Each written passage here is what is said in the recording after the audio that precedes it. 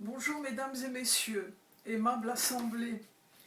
Aujourd'hui, le 10 août 2020, est un jour important.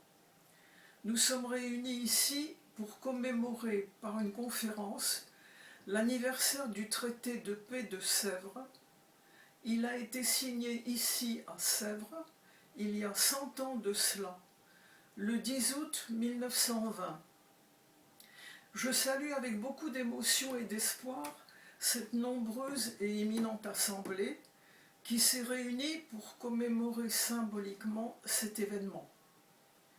Je salue également les États qui ont contribué à mettre fin à la Première Guerre mondiale, et en particulier la France, où mon père, à l'âge de 13 ans, a trouvé un refuge sous couvert du passeport Nansen, où je suis né et ai reçu une éducation. À son origine, le traité de paix de Sèvres, signé le 10 août 1920, et dont nous commémorons aujourd'hui le 100e anniversaire, a soulevé d'immenses espoirs chez les minorités du Grand Proche-Orient.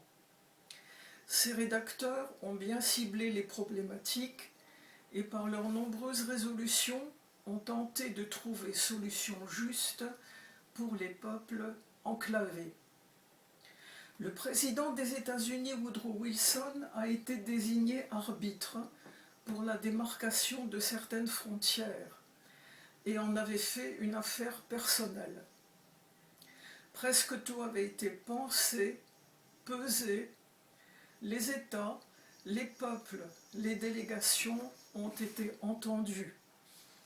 Mais hélas, certains articles de ce traité, pour ne pas dire de nombreux articles, n'ont pas été suivis d'effet, et cela a des répercussions jusqu'à aujourd'hui. Si certaines résolutions du traité de paix de Sèvres avaient pu être imposées réellement, nous vivrions sans doute aujourd'hui sans ces odieuses guerres qui déchirent une partie de notre monde.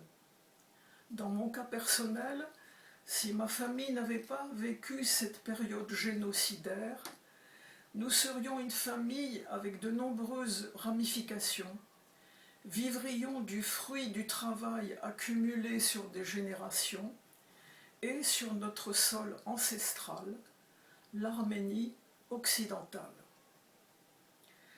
À ma grande conviction, il est nécessaire de convoquer un nouveau Sèvres, un Sèvres II.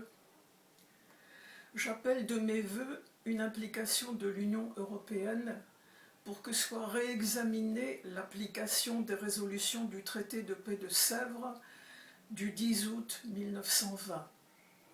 Puisse la France, puisse l'Union européenne, la Fédération de Russie, les États-Unis l'organiser. La paix est nécessaire à tous, et je prie les grandes puissances qu'elles permettent de rétablir l'état de ma patrie. Merci.